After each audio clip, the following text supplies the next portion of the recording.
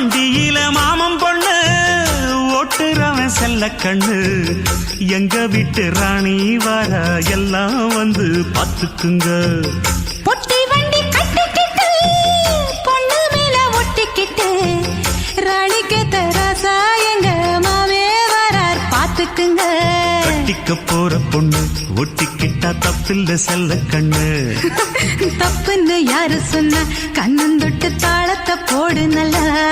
அட அப்படி போட்டுக்க ஆசைய பாத்துக்கடு. வண்டியில மாமன் பொண்ணு ஓட்டுறவன் செல்ல கண்ணு எங்க வீட்டு ராணி வாரா எல்லாம் வந்து பாத்துக்குங்க.